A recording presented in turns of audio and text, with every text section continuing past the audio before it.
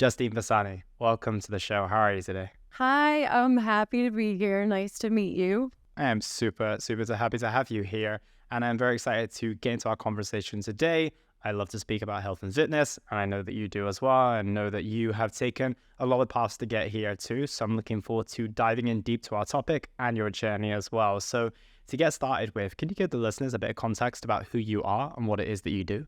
Yep. So I am from Connecticut. I work as a bartender 4 days a week in a small town called New Canaan, where I've built an amazing community of regulars. On the other side of things, I am a personal trainer and nutrition coach the other 3 days of the week. My background is in fine art and writing. So I have just taken everything together and recently launched my new book, Eating Lessons. Amazing. And it sounds like you've had quite a journey to get here. So maybe take me 15, 20 years back and talk to me about what things you did to end up on this path to where you are today. My family, my grandparents are off the boat from Italy, and my mom, they do have some very traditional habits. So when my mom was growing up, they had their own farm and they would kill the chickens and rabbits for food. And my mom actually went vegetarian at 7.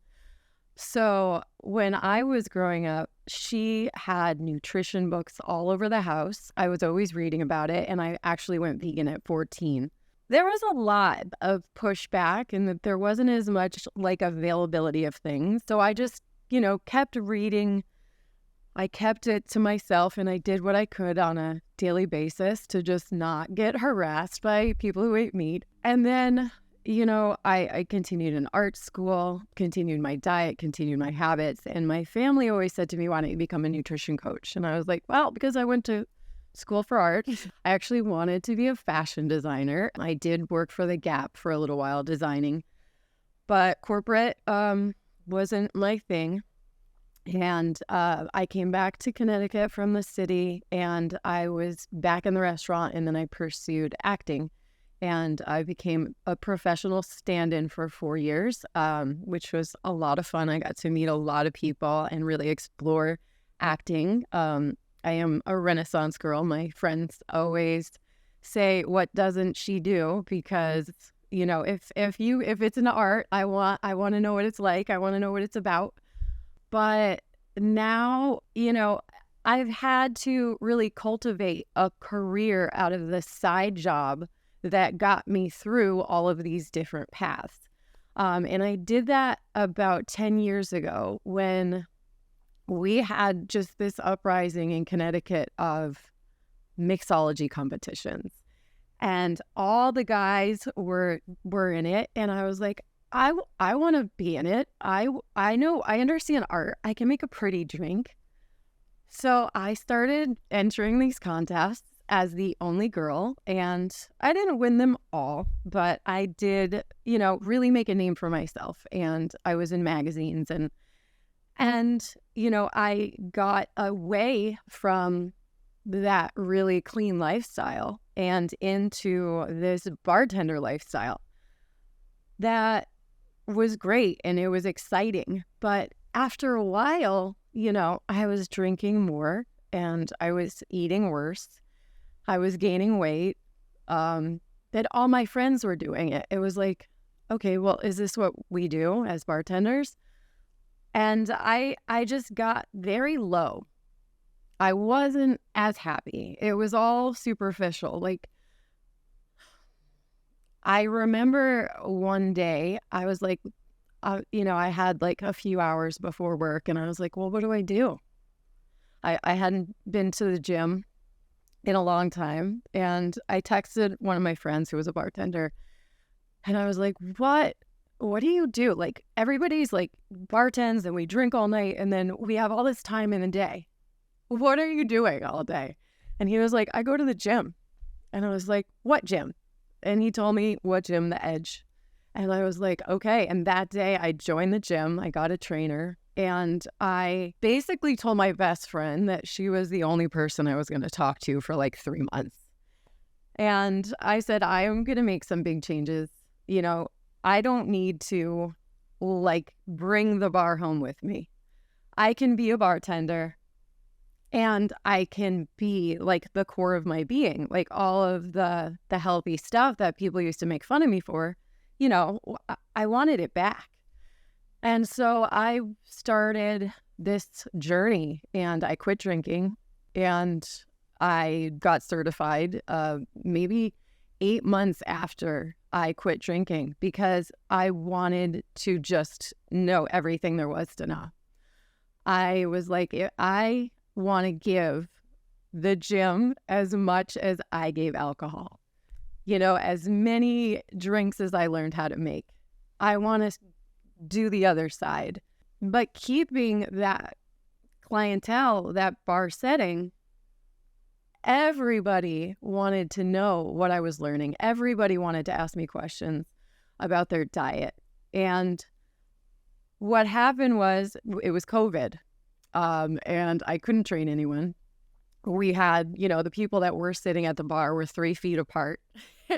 We had plexiglass, and I would literally just was doing like casual sessions, coaching sessions at the bar. And after the first year of that, I was like, every single night I'm answering the same questions. Everybody has the same like wrong information about fasting, about keto, about, just what's good for you, what's not good for you, compensating for their alcohol calories by not eating. And I was watching them eat while we're talking about it. And I was like, you know what? I just need to answer all these questions in one place because I'm wasting my breath. Half of these people are drinking. Everyone was interested, but, I wanted a place for the people that really were interested to go back to.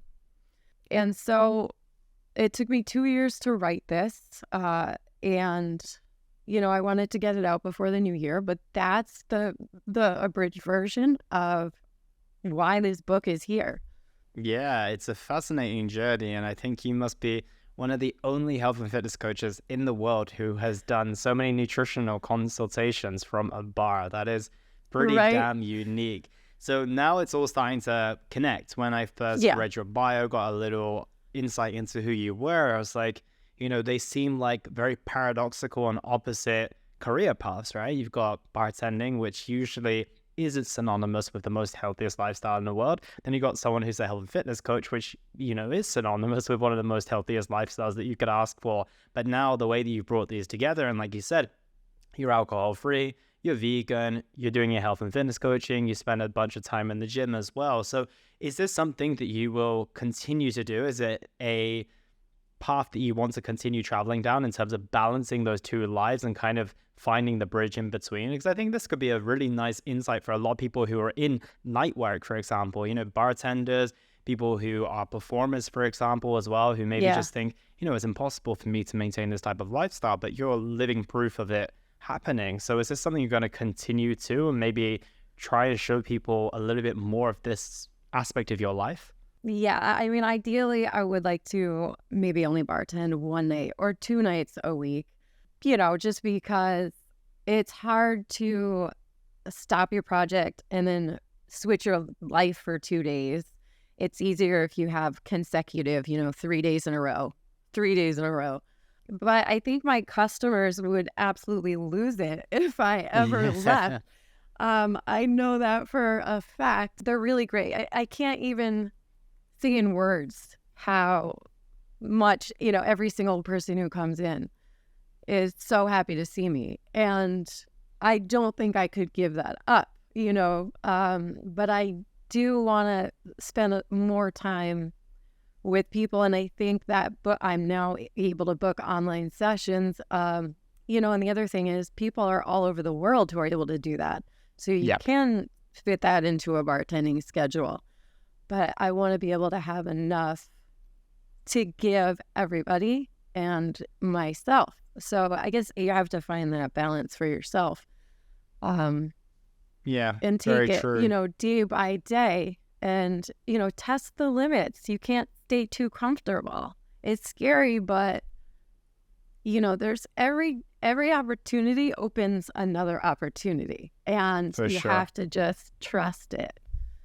Yeah, I think you're So, finding a nice intersection between those two at this moment in time. And I'm curious yeah, to get an insight into how does one balance that lifestyle? How do you get enough sleep? How do you keep your nutrition on point in an environment that, like I said, is not super synonymous with being yeah. healthy and fit? You're still doing it for a fair few nights per week. So talk to me about that transition. It sounded like you got into the gym and you were kind of hooked on it, but was it as Yeah. simple as you made it sound initially? I am such a schedule person for the creative, like ADHD girl that I am. Like I am at the gym at the same time every day until the same time. I am like clockwork.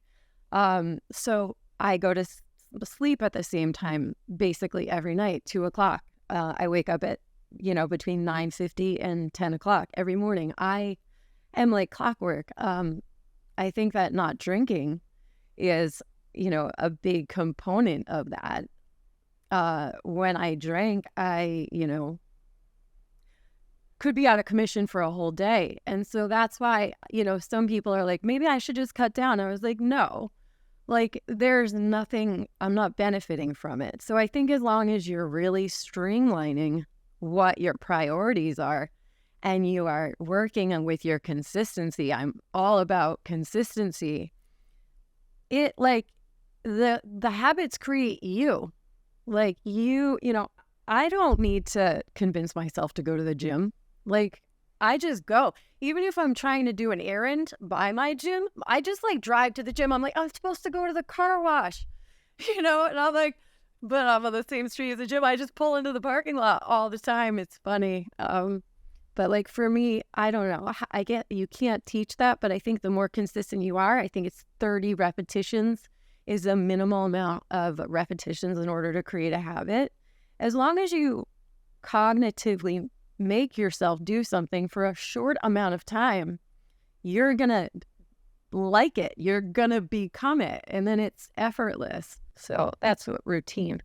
Yeah, I like that. So leaning on your strengths from the scheduling perspective, following that up with a bunch of consistency, and obviously not having something that holds you back. Like you said, if you were drinking, that might throw a bit of a spanner into the mix of what time you end up going to sleep, what time you end up getting Yeah. up in the morning. And then that obviously has an entirely huge impact on the all of your schedule, to be completely honest, as well. So Yeah. I like that aspect as well. So no, it's a super interesting set of circumstances to be in, and I think that you navigate it pretty damn well. So I think Yeah. it's a Thanks. good insight for a lot of people who work in evening jobs, night shifts, all these different types of things. And then you've got the aspect on top of it, which is the environment that isn't super Right. healthy too. There's many people who maybe work security jobs, for example, where they work Yeah. late into the night, but it's in a factory in the middle of nowhere. It's not in front of a bar or something along those lines. So they might have it even easier from an environmental perspective. So I'm glad that you've shown that it can be done in that setting, and it's being Yeah. done very, very well by the sounds of it as well. And now I want to transition Yeah. onto some of the things that you've mentioned in your books. You've obviously got a bunch of these different titles that stood out at Yes. me. And obviously, as a health and fitness professional, Yeah. I want to dive into some of the ones that caught my eye in particular. And one of Yeah. the first ones that you put was that you believe diets are bad, or you mentioned something like why all diets are bad. So why is Yeah. it that you believe that diets are bad? When I was in high school and, during the acting time, I would identify with having had an eating disorder. And a lot of it was diet driven. There was starvation diets. There's, very low calorie fasting diets. There was a whole craze of like slim fast diets. And me and my friends were all eating so low calorically that I was looking at every single diet. I was buying every diet book I could. I tried keto. I tried everything. I tried vegan keto, which was literally the hardest thing I think I've ever done in my life. What did you eat on vegan keto? My gosh, it was like raw tofu. I think like hummus was my biggest carb. I think I lasted like 3 days.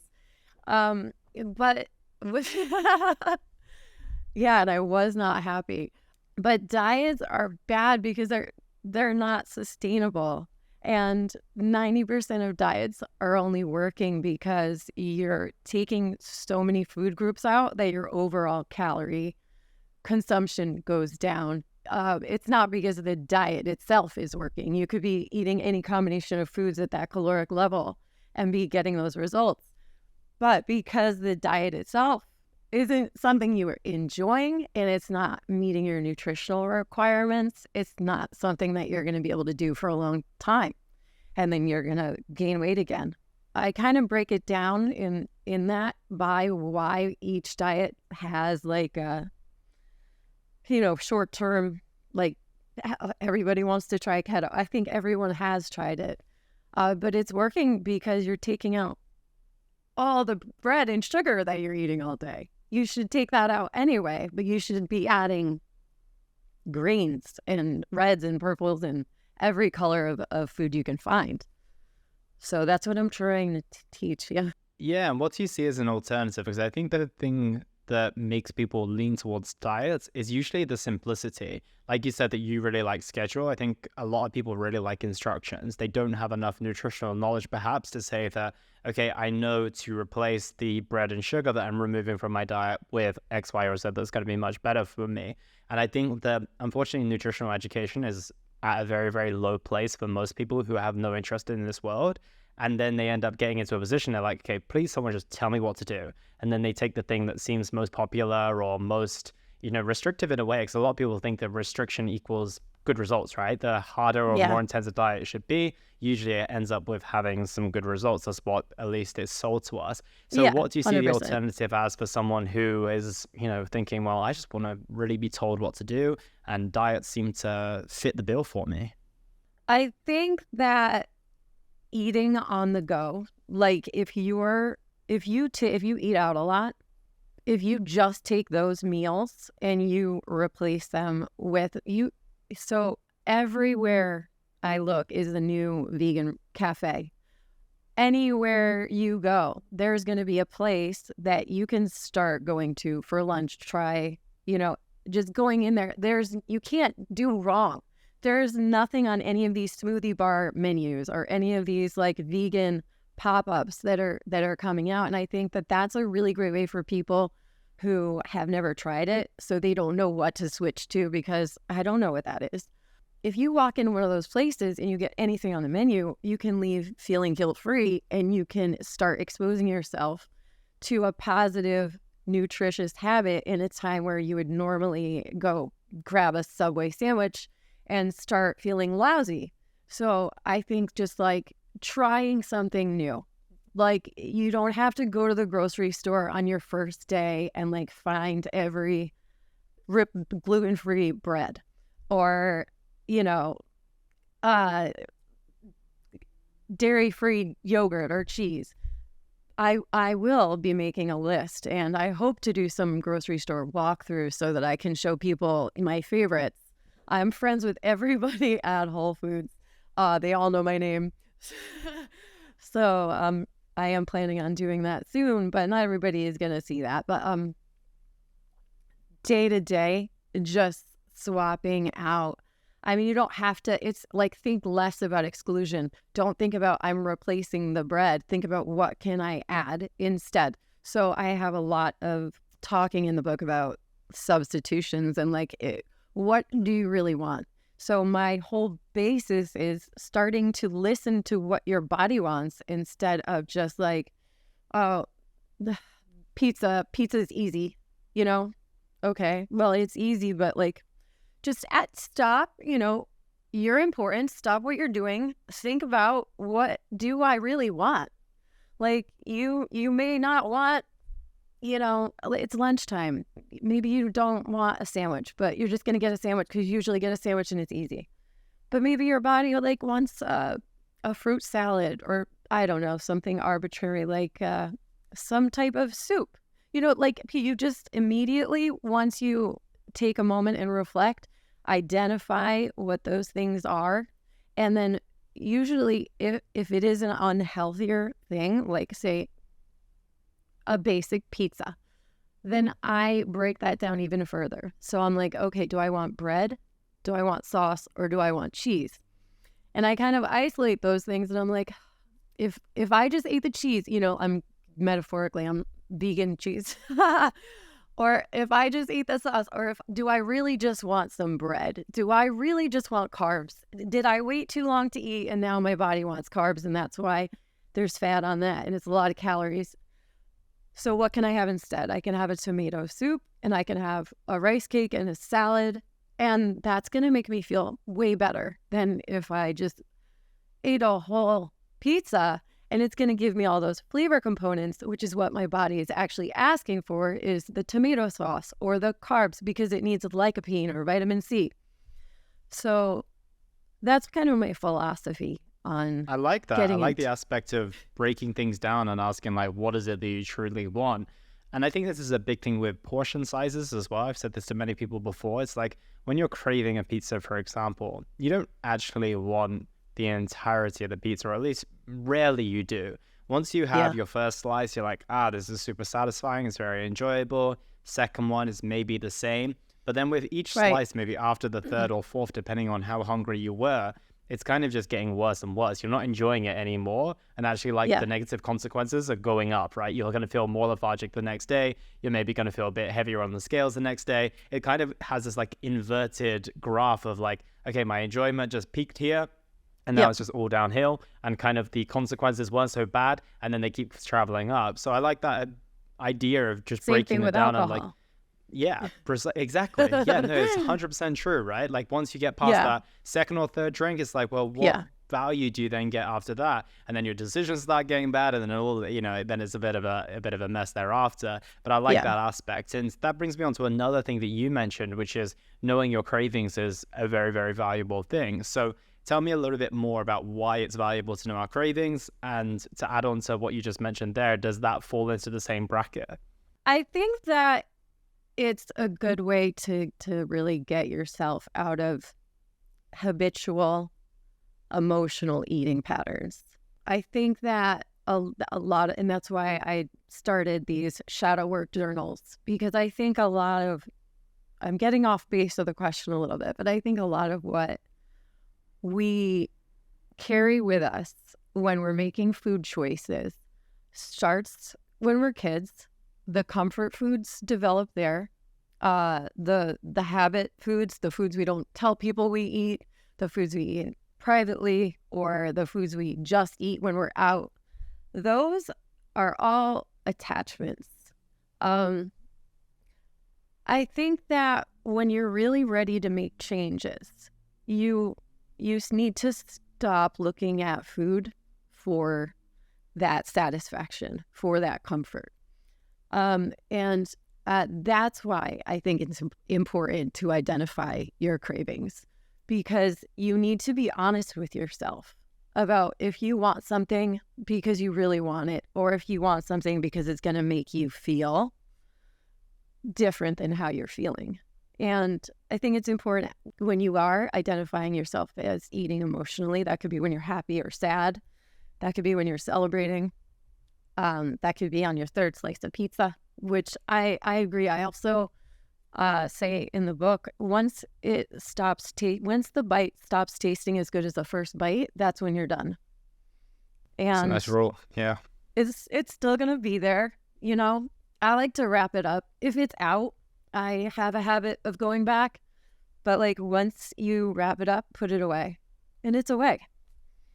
So all cognitive stuff, all just teaching yourself the lessons that you should have learned when you were growing up. But not everybody, a lot of people were just given whatever was easy or whatever. There's a lot of kids at the restaurant that chicken fingers and french fries because that their parents don't want to even try giving them vegetables. It's just chicken fingers and french fries, quesadillas.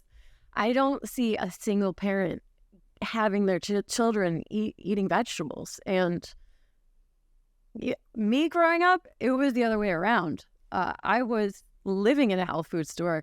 My first job was in a health food store. My mom took me to the health food store every weekend.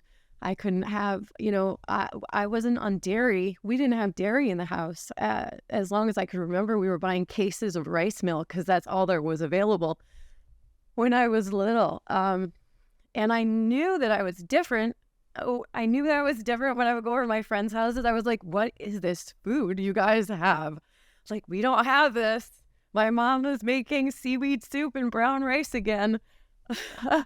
So, no, it's true. I was like, Mom, it smells like the ocean. Why can't we be normal?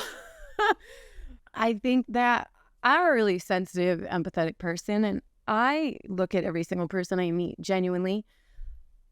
I'm very open, and I just feel like I can be a safe space. I had to do it for myself. You know, just acknowledge that you have to sort of start at zero and kind of work your way up. And that's why cravings is your body's core message. You can't go wrong with it. It's not, like when you want raisins, when I know I'm craving raisins and walnuts, it's a thing. My aunt actually makes fun of me. She's like, oh God, go to Costco. Justine's coming with the walnuts and raisins. I'm like, I know that I need some iron. I just know. And I eat all the raisins and walnuts I want. But it's just like learning to give your body an opportunity to know that there's those sources out, because your brain doesn't know the nutrition content of a piece of paper if you don't eat it. So it doesn't know that there's iron in raisins if you're eating steak every night. So just the craving, sort of like if you're craving carrot cake, instead of not having carrot cake, think, okay, what is it in the carrot cake? Oh, maybe I just do want raisins. Because like that's the way I go. Or I'll just make like a variation of a carrot cake where I'll make like a tahini based raw like cookie dough ball with fresh carrots and coconut milk and carrot, coconut flakes. I'm getting hungry. No. So just finding substitutions, like honor your craving. Don't squash it. Don't overdo it. It's just kind of finding that balance, and it takes a little bit of practice. But I learned that at my first job at the health food store when I was 15.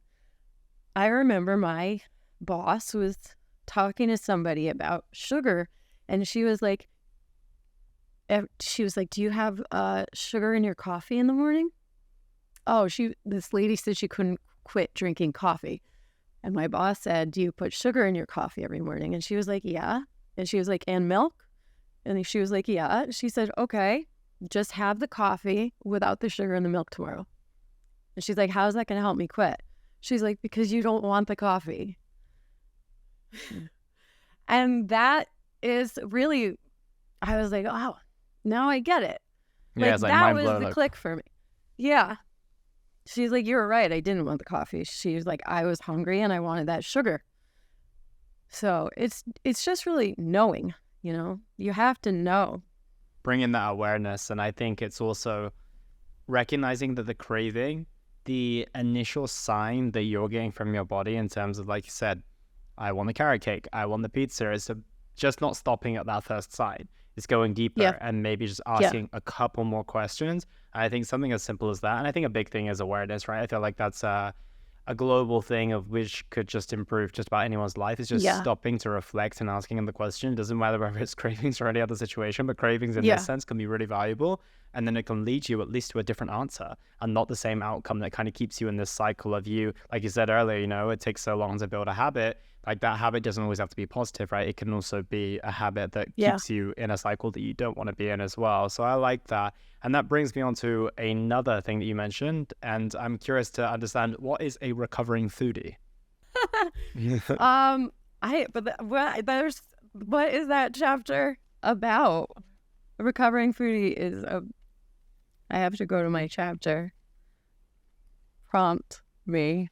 I would say that a lot of people will have experience with calling themselves foodies. And I have a take on this as well. I did a podcast on this some time ago as well. And a lot of people will say, I'm a foodie and that's why I can't get in shape. I absolutely love all of these rich foods. Chapter. Exactly. I love all of this stuff. And I have thoughts on this, but I prefer to hear yours. So give me your thoughts on, food addiction, people being foodies, and what it means to be a recovering foodie. At the restaurant, I think there's a lot of foodies that go to restaurants, people that feel like they need to be a Friday night out at the restaurant, ordering the wine, doing this stuff and posting about it. And it's part of a show, you know? Being a foodie is it's about that lifestyle. It's making food into a lifestyle and not into what it is, which is a nutritive subject. So kind of letting go of your pride about what the status symbol of your prime rib means. And sort of just letting go into embracing like the nutritive side. It's not as sexy, it's not as sexy. You don't see me out every Friday night at the smoothie bar because we don't have a culture for that. But we should, and hopefully we will one day. But I think people's habits and addictions work towards them because it's status quo to go and do that. It's what everyone in the world is doing. But then at the end of the day, they're like, I'm doing, the normal thing, and I hate my body, and I feel like shit, and I have no energy. But it's this addiction that you don't even realize you have until you see it for what it is. It's like, what is it giving you? I think across the board between everything we just talked about, it's like the identification of looking at yourself for what you're missing. Like, why are you not dealing with what's bothering you? Or what have you not healed that you are needing to go out and drink and needing to eat all this and to starve yourself because you want to fit those alcohol calories in, and then you're not eating. It's about really looking at your self-care and letting go of the status quo and letting go of the norm and saying, what do I need? What do I need? Like you're giving it to a child, the child version of you. If you were what would you feed yourself if you were in charge of yourself when you were little, and nurture that, because maybe you had a really difficult childhood and maybe nobody really, maybe you were given candy and just told eat whatever you can find in the fridge, and you haven't really ever even considered that food on a whole, on the daily, is just, of course you can enjoy it. I'm not saying don't enjoy your food. That's a real bonus. But just say, food is for eating for 2 weeks. Food is for eating. I'm just going to eat it. I'm going to eat the food. Every time I get an emotion where I want to have a snack or I want to have a sip of wine, this is what I did. This is what I'm teaching. And you just stop right there and you say, what is it? What is it that's really bothering me? And like, how is that going to fix it? Will it fix it? If I have that bag of chips, am I going to feel better? No. Just, the recovering foodie has to break the habit of that by replacing it with either something that you're not doing in your life that you want to pursue, that maybe you don't believe in yourself. Maybe you want to learn, maybe like that time you're sitting watching TV, mindlessly snacking. Maybe you gave up on yourself, but maybe that's time you could start learning how to play guitar that you've been wanting to do your whole life. People forget how short we have it here. And the great thing about letting go of all of these, I don't go out very often. Do I feel like I'm missing out? No. I mean, I have a music studio in my bedroom. I have paintings all over the place. I have crochet projects. I have a book published. My life is so much richer after I made peace with my emotions and my eating and identifying it. And I have great food. I love everything I eat. And it took time, and it took these practices that I'm saying but I don't have to rely on it to make me feel anything other than full.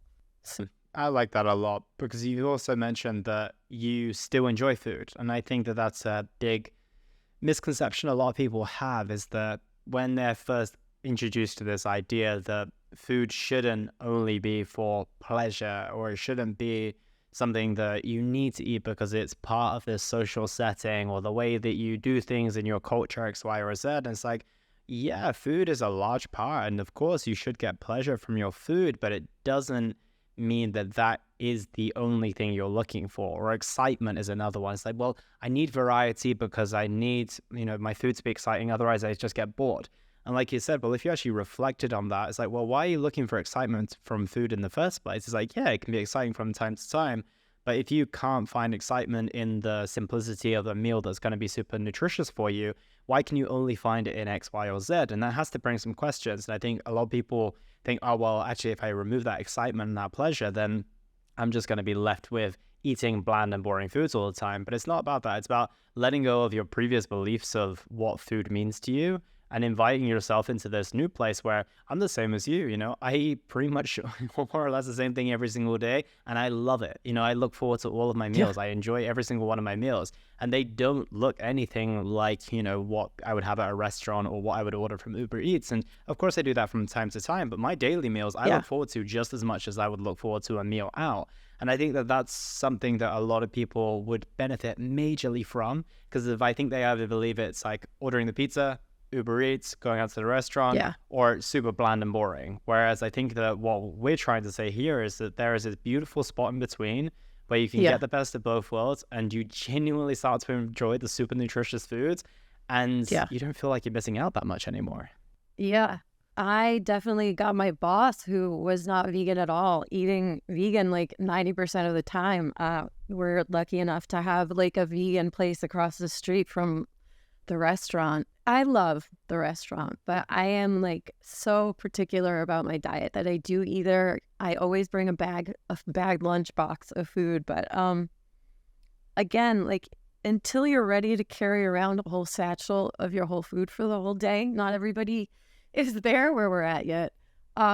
Trying these places can get anybody hooked. Like, the food is so good. And then, you have to, like, people think that I eat nothing. People think I ate like a rabbit. There's 30,000 edible fruits and vegetables, and they're eating chicken, steak, turkey, pizza, Chinese food, 5 things over on repeat. I eat like a queen. It's glorious. I don't know. I think just people don't get it until they get it, and you just have to just get a subscription for Daily Harvest. Do you guys have Daily Harvest in the UK? No, we have something similar. We have like a HelloFresh and all these different type of things. And sometimes they're not the most calorie balanced in the world, but they do introduce you to how you can create more nutritious and enjoyable foods, for example. Not obviously pizza and fries. Yeah, so that's all. It's just, instead of focusing on a diet plan and, I'm only going to have cabbage soup for a week and I'm going to lose 20 pounds. Just start replacing your meals with healthier versions of them until you really find what your body is looking for. And then, like, you'll be like us, where you just start like on repeat. Mm-hmm. Exactly. And I think that usually when people say that they find healthy food unexciting, I either challenge their creativity or their effort. Those are the two things that are usually missing 100%. In my eyes. Either you're just not trying hard enough in terms of being creative, or you're not giving enough time, or maybe even sometimes a combination of both. And don't get me wrong, it can be challenging to find that time and the creativity, etc. But that's where you've got to realign your priorities, like if you have time for all these other things. And I'm not saying to do it every single night and create this, this gourmet style, unbelievable dish every single night. But if you do that once or twice a week, and that becomes your new normal, then that recipe becomes easier to make, and then it can become a repeat. And that's the key to success long term. So I want to transition onto another aspect of your book, is about the lies that we've been told about protein. About we protein. Usually speak quite we speak My quite favorite favorably about chapter. protein usually. So talk to me a little bit more about the lies that we're told. I understand, you know, people don't really revisit their view on food. And when we were kids, they told us we had a food pyramid and it had protein and fat and carbs. And we were taught to, with the exception of Popeye and his spinach, we were told that if you wanted muscles, you had to eat protein. And a lot of us, I think everybody just thought that protein just went straight to your muscles. If only, huh? Yeah, and that the fat, like if you eat too much fat, it would go right to your fat. I think a lot of people still think that, and that's why I wrote this chapter, is because, you know, your body doesn't need protein; it needs amino acids. That's why bodybuilders take BCAAs after they work out, because it's easier for your body to absorb the amino acids when they're not in a protein bond. When you eat protein, your body has to break that down into the individual aminos. And it's taxing on the liver if you're doing something like keto, or where you're just eating fat and protein and your liver is just like crying for help. And then you're drinking on top of it, which is just going to set all of your chemicals out of balance in a fight to try to rebalance your system. The thing that people don't realize is that amino acids are in everything that we eat. They're, in order for it to have form and be alive, there's amino acids in it. It's just easier for your body to take those amino acids and use them when they're, over 20 grams at a time of protein is, the max your body can digest, I think, within 3 to 4 hours. But if you're eating throughout the day, fruits, vegetables, rice and beans is another thing. People think you have to eat rice and beans at the same time to make it a complete protein. But all that means is that between the rice and the beans, they contain all of the amino acids that your body needs. You don't have to eat them at the same time. You could have the beans yesterday and the rice tonight, and your body is going to use them both to build the muscle when you need it.